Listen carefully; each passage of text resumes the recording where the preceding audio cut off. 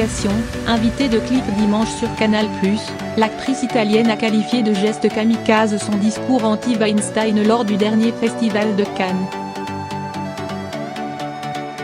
Et s'est rapidement agacée au moment d'être interrogée sur les accusations d'agression sexuelle faites à son encontre par Jimmy Bennett. Des mois qu'on ne l'avait pas vue à la télévision française. Depuis mai et son puissant discours prononcé lors de la cérémonie de clôture du dernier festival de Cannes. Asia Argento était dimanche 9 décembre l'invité de clip dimanche aux côtés de son ami Nicolas Sirkis, le leader du groupe Indochine pour qui elle a réalisé le clip de La vie est belle. Le duo commence par parler de ses projets artistiques communs puis évoque la crise des Gilets jaunes et le mouvement 5 étoiles en Italie. Asia Argento est ensuite interrogée sur cette prise de parole qui a marqué les esprits sur la Croisette et ailleurs. En 1997, j'ai été violée ici par Harvey Weinstein, avait-elle lancé face à un public médusé. Elle en parle aujourd'hui comme d'un geste kamikaze, suicidaire. Elle raconte que ce n'était pas son idée de raconter ce qui s'est passé avec Weinstein. C'est le journaliste qui m'a appelé parce qu'il savait. J'avais déjà fait un film dessus quand j'avais 23 ans. Elle fustige par la suite le tournant qu'a pris les mouvements #MeToo et Time's Up. C'est devenu quelque chose de très important puis Hollywood a tout bouffé. C'est devenu une franchise, un pince qu'on met sur les tapis rouges. Ils ont diminué l'impact en l'amenant dans un côté business, pas révolutionnaire, regrette-t-elle. Puis viennent les questions sur un sujet qu'elle avait pourtant refusé d'aborder en début d'émission, l'affaire Jimmy Bennett, du nom de ce comédien qui l'a accusé d'agression sexuelle quand il avait 17 ans.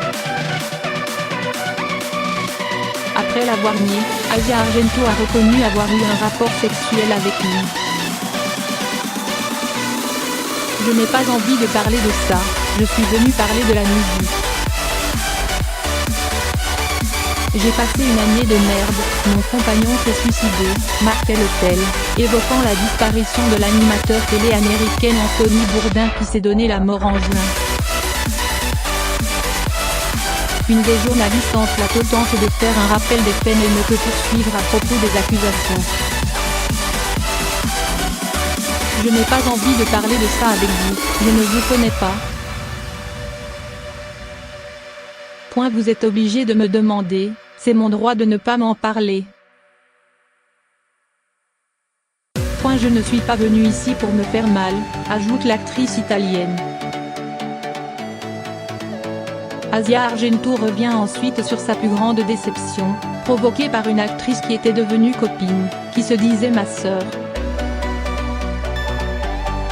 Rose McGowan, qui accuse elle aussi Harvey Weinstein d'agression sexuelle, a vendu mes textos à un truc pourri de gossip, potin en anglais, note de la rédaction, pour l'argent.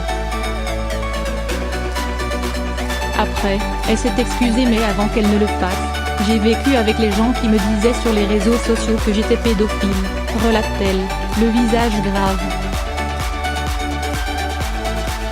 Pendant cette année vide, elle a trouvé le salut auprès de Nicolas Sirkis avec qui elle a partagé la scène à 3 reprises.